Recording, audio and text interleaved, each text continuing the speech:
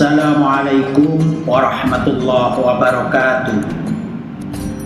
Pemirsa, kali ini saya melanjutkan cerita yaitu Wali Songo yang menyebarkan Islam di bumi Nusantara ini. Kali ini saya menceritakan Sunan Muria. Sunan Muria dilahirkan dengan nama Raden Umar Said. Ada yang menyebutnya dengan nama Raden Prawoto. Nama Sunan Muria adalah Umar Said karena mewariskan darah bangsawan Tuban dari Sunan Kalijogo, maka lebih dikenal dengan nama Raden Umar Said. Menurut beberapa riwayat, beliau merupakan putra dari Raden Said atau Sunan Kalijogo dengan Dewi Saro, putri Syekh Maulana Ishaq. Dewi Saro juga keturunan Trah Sultan Malikus Saleh, Kesultanan Samudra Paseh, dari jalur Ibu Sultana Paseh. Nama Sunan Muria sendiri diperkirakan berasal dari Gunung Muria, yaitu yang terletak di sebelah utara kota Kudus, Jawa Tengah. Tempat Sunan Muria dimakamkan di situ. Sunan Muria wafat pada tahun 1560 Masehi. Sunan Muria menikah dengan Dewi Sujina, putri Sunan Mutu, adik dari Sunan Kudus, dan Sunan Muria menikah lagi dengan Dewi Roroyono, putri Ki Ageng Ngerang. Sunan Muria menikah dengan Dewi Sujina dikaruniai seorang anak bernama Raden Saridin atau Syekh Jangkung, Waliullah Sunan Rolando. Sedangkan pernikahan Sunan Muria dengan Dewi Roroyono, putri Ki Ageng Ngerang, dikaruniai 3 orang anak: Sunan Nyamplungan, Raden Ayu Nasiki, Pangeran Santri. Salah satu putra Sunan Muria yang terkenal ialah Panembahan Penghulu, Pangeran Jogodipo, yang makamnya berada satu komplek di Colo. Silsilah Sunan Muria.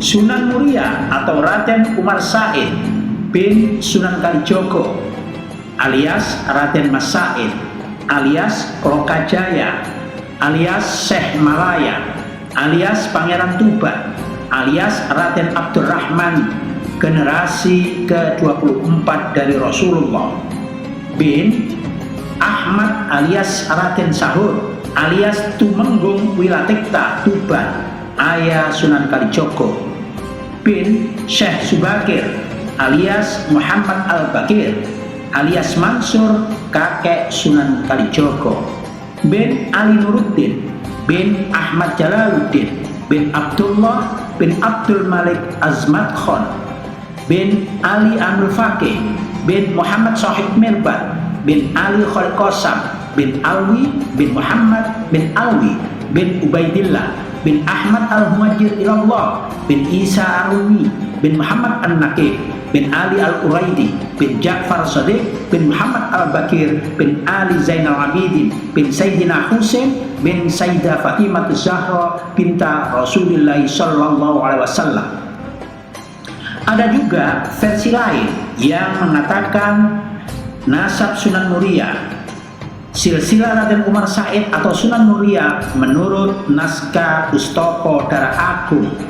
Rangkaiannya sebagai berikut: Raden Umar Said atau Sunan Muria bin Raden Mas Said atau Sunan Kalijogo, bin Raden Sahur Tumenggung Wilatikta Bupati Tuban, bin Arya Teja II Bupati Tuban, bin Aryo Teja I Bupati Tuban, bin Abdurrahman atau Kiai Lanang Bawoyo atau Arya Wiraraja atau Aryo Teja Bupati Tuban, bin Syekh Kurames atau Khoromis ulama di Mekah, bin Abdullah, bin Syekh Abbas, bin Syekh Abdullah, bin Syekh Ahmad, bin Syekh Jamal, bin Syekh Hasanuddin, bin Syekh Arifin Syekh Ma'ruf atau Mat'ruf, bin Abdullah, bin Syekh Mubarak bin Syekh Harmia atau Harmis atau Kuramis bin Abdullah bin Mudzakkir Ar-Rumi bin Wais atau Waqid Ar-Rumi bin Sayyid Abdul Azhar atau Abdullah Al-Akbar atau Syekh Abdul Wahid Qurnain Al-Baghdadi bin Sayyid Abdullah bin Sayyid Abbas bin Sayyid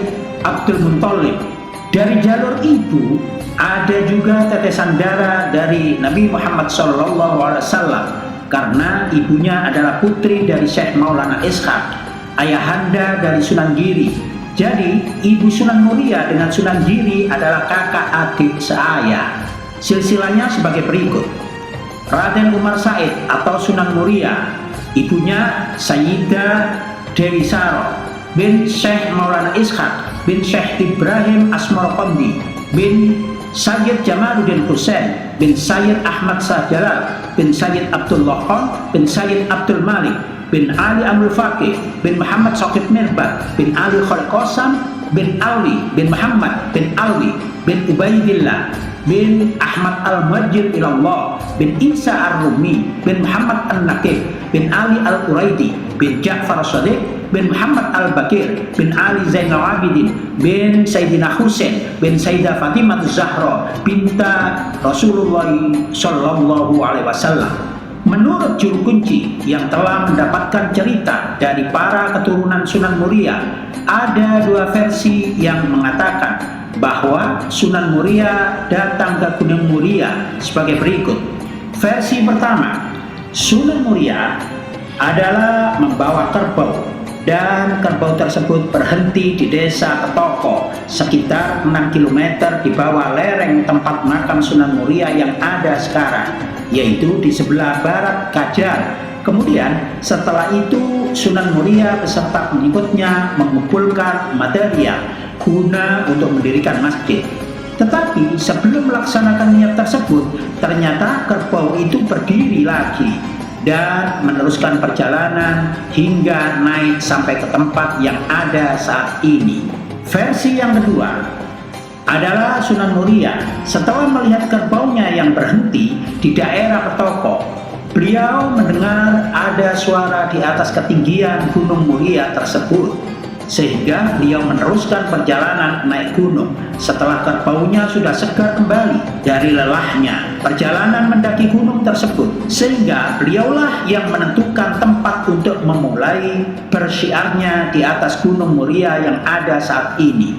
Sedangkan kerbaunya merumput di areal yang luasnya 19.000 meter persegi hingga matinya.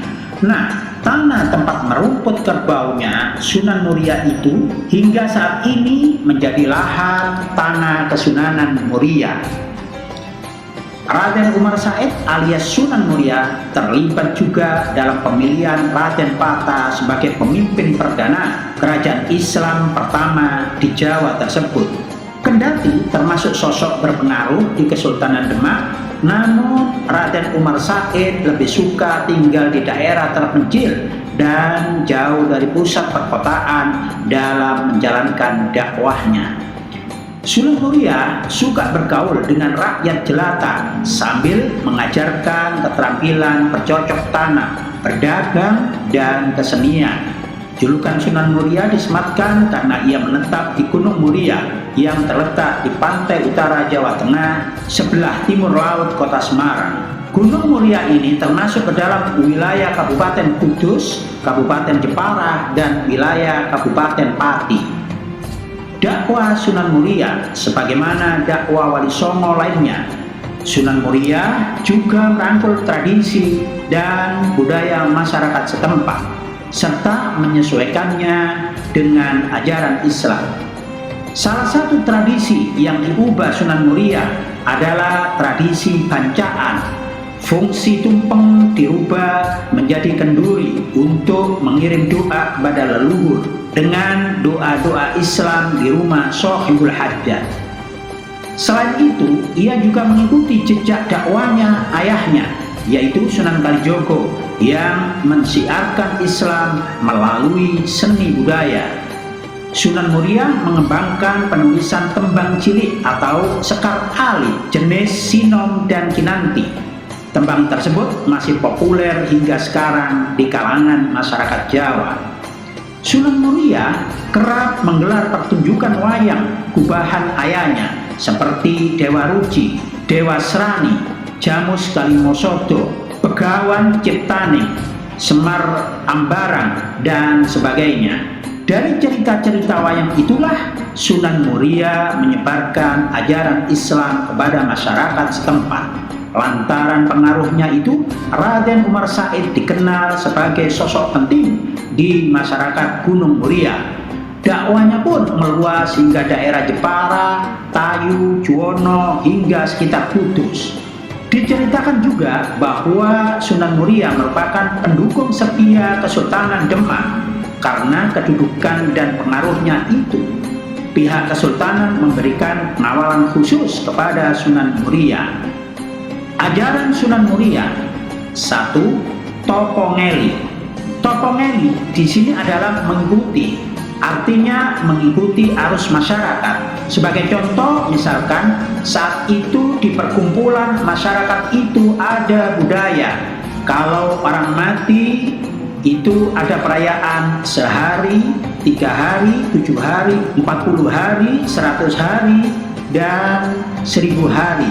Maka Sunan Muria ikut mendatangi acara-acara tersebut, tetapi dengan memasukkan bacaan-bacaan yang agamis, yaitu berasal dari Al-Quran dan Sunnah Nabi, seperti bacaan Yasin, tahlil, dan sholawat.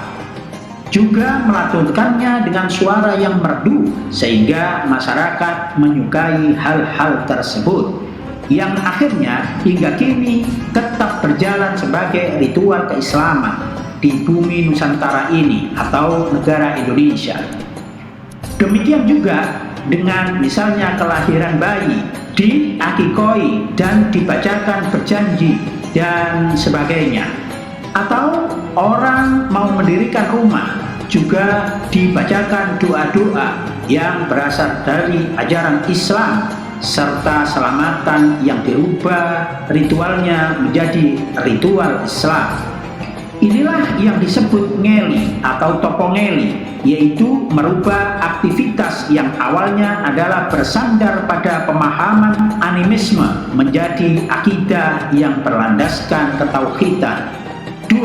Sunan Muria mengajarkan kepada pengikutnya atau kepada masyarakat, yaitu agar orang itu selamat, maka beliau mengatakan pagerono umahmu kelawan mangkok.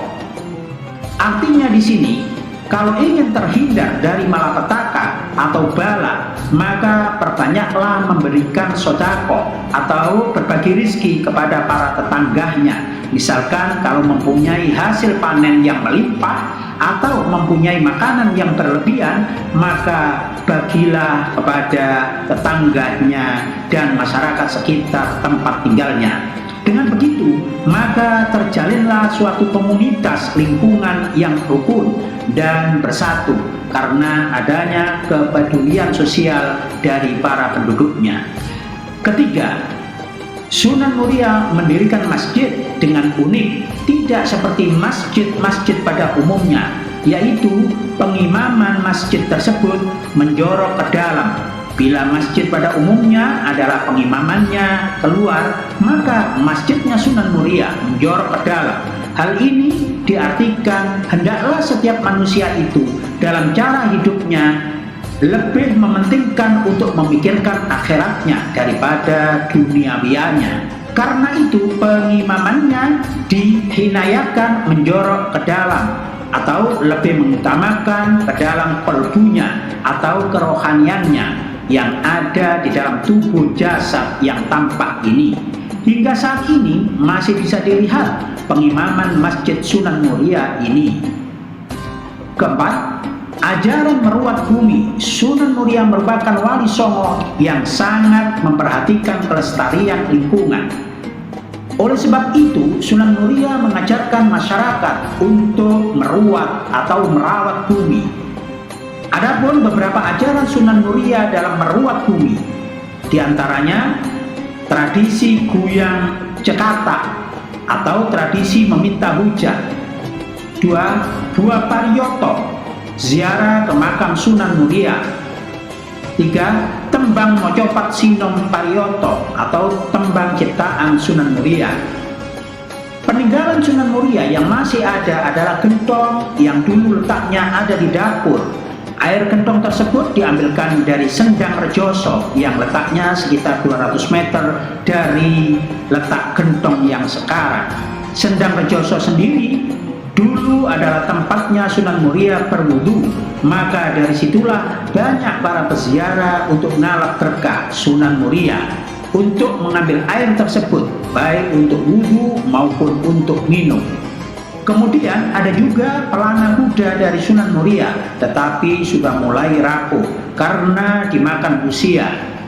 Juga mustoko masjid yang masih berdiri kokoh. Bukti bahwa Sunan Muria adalah guru yang sakti mandraguna dapat ditemukan dalam kisah perkawinan Sunan Muria dengan Dewi Roroyono. Dewi Roroyono adalah putri Sunan Ngerang, yaitu seorang ulama yang disegani masyarakat karena ketinggian ilmunya. Tempat tinggalnya di Juwono. Demikian saktinya Sunan Ngerang, sehingga Sunan Muria dan Sunan Kudus sampai-sampai berguru kepada beliau. Pada suatu hari Sunan Ngerang mengadakan syukuran atas usia Dewi Roroyono yang genap 20 tahun. Murid-murid semuanya diundang seperti Sunan Muria, Sunan Kudus, Adipati Patakwara, Kapa, dan adiknya Genitri.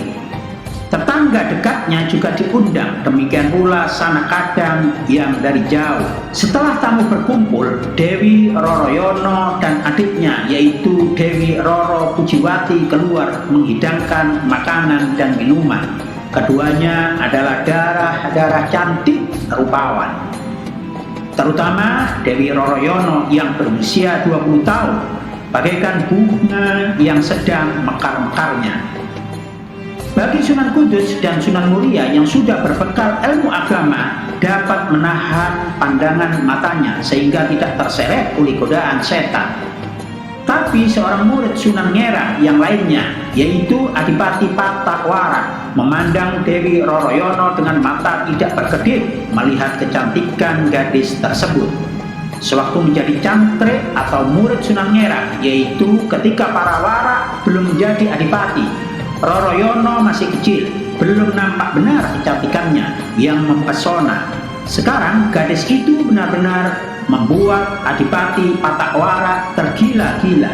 Sepasang matanya hampir melotot memandangi gadis itu terus-menerus. Karena dibakar api asmara yang menggelora, Patakwara tidak tahan lagi.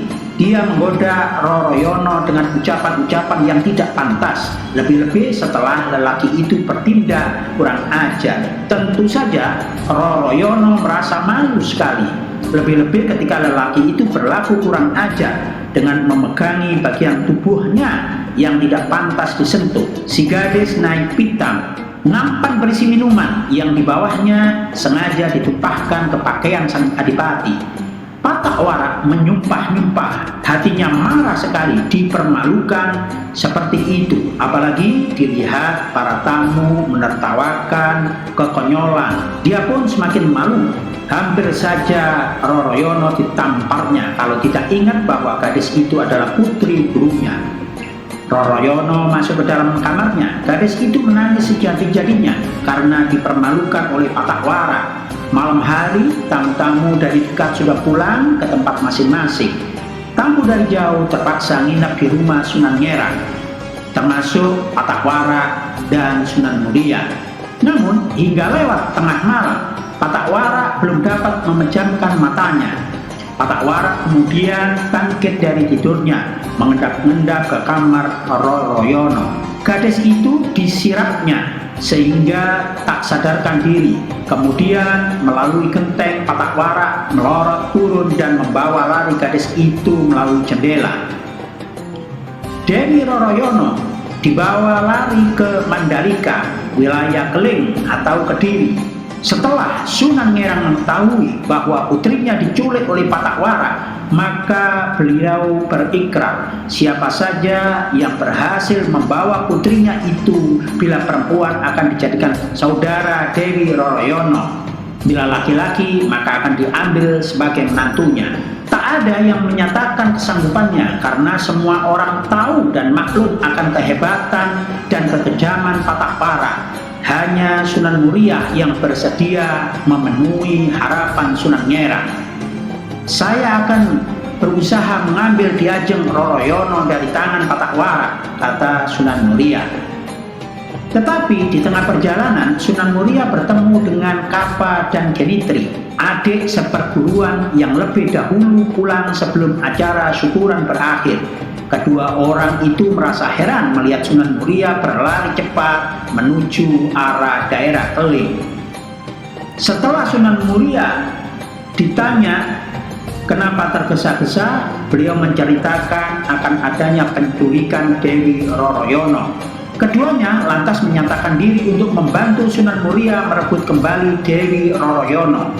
Tetapi, kata Sunan Muria, aku masih sanggup merebutnya sendiri. Kedua sahabatnya itu mengatakan, lebih penting membimbing orang memperdalam agama Islam. Percayalah kepada kami pasti sanggup merebutnya kembali. Kemudian Sunan Muria akhirnya meluluskan permintaan adik seperguruannya itu. Rasanya tidak enak menolak seorang yang hendak berbuat baik. Lagi pula, ia harus menengok para santrinya di Padepokan Gunung Muria. Untuk merebut Dewi Roroyono dari tangan Patahwaras, Kapa dan Genitri ternyata meminta bantuan seorang Miku Lodang di Pulau Serapat yang dikenal sebagai tokoh sakti yang jarang tandingannya. Usaha mereka berhasil. Dewi Roroyono dikembalikan ke Ngerang. Hari-hari berikutnya Sunan Muria hendak ke Ngerang. Ia mengetahui perkembangan usaha Kapa dan Genitri. Di tengah jalan beliau bertemu dengan Adipati Patahwara. Setelah mengetahui bahwa Patahwara telah dikalahkan oleh adik seperguruannya, tetapi dalam hal ini Patahwara menantang kembali kepada Sunan Muria, sehingga Sunan Muria akhirnya meladeni dan jatuhlah dengan tersungkur, bahkan seluruh kesaktiannya lenyap dan ia menjadi lumpuh dan tak mampu bangkit berdiri, apalagi jalan. Sunan Muria kemudian meneruskan perjalanan ke Juwono. Kedatangan disambut gembira oleh Sunan Ngerang karena Kapa dan Genitri telah bercerita secara jujur bahwa mereka sendirilah yang memaksa mengambil alih tugas Sunan Muria mencari Roroyono. Maka Sunan Ngerang akhirnya menjodohkan Dewi Roroyono dengan Sunan Muria. Setelah perkawinan, Sunan Muria segera memboyong istrinya ke Padepokan Gunung Muria. Mereka hidup bahagia karena merupakan pasangan yang ideal. Tidak demikian halnya dengan Kapa dan Genitri. Sewaktu membawa Dewi Roroyono dari Keling ke Ngerang, agaknya mereka terlanjur terpesona oleh kecantikan wanita jelita tersebut.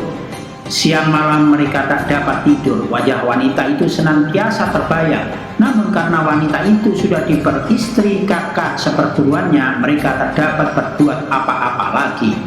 Hanya penyesalan yang menghujam di dada. Tetapi lama-kelamaan mereka telah sepakat untuk menjadikan wanita itu sebagai istri bersama secara bergiliran. Sungguh keji rencana mereka. Genitri berangkat lebih dulu ke Gunung Muria. Namun ketika ia hendak melaksanakan niatnya dipergoi oleh murid-murid Sunan Muria. Terjadilah pertempuran dahsyat, apalagi ketika Sunan Muria keluar menghadapi Genitri. Suasana menjadi semakin panas. Akhirnya Genitri tewas. Kematian Genitri cepat tersebar ke berbagai daerah, tapi tidak membuat surut niat Kapa. Kapa cukup cerdik. Dia datang ke Gunung Muria secara diam-diam di malam hari. Tak seorang pun mengetahuinya. Kebetulan pada saat itu Sunan Muria dan beberapa murid pilihannya sedang bepergian ke Demak Bintoro.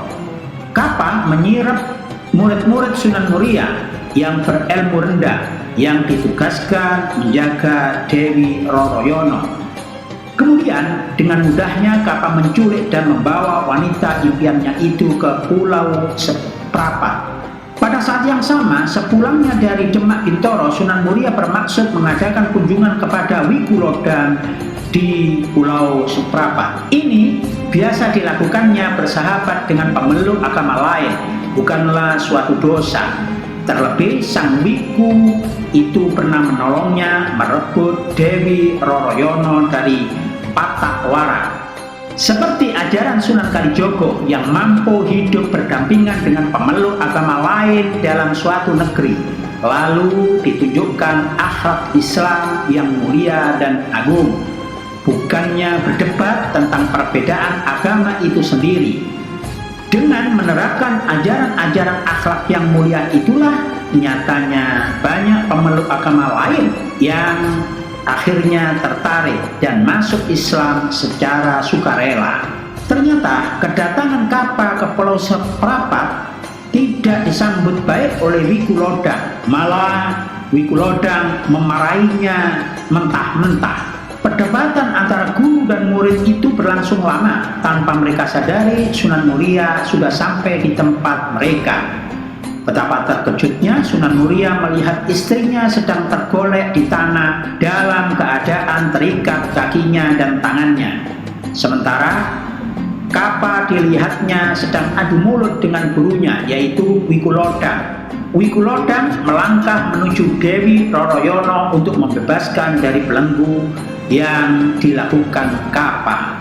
Bersamaan dengan selesainya Sang Wiku membuka tali yang mengikat tubuh Dewi Roroyono, tiba-tiba terdengar jeritan keras dari mulut Kapa.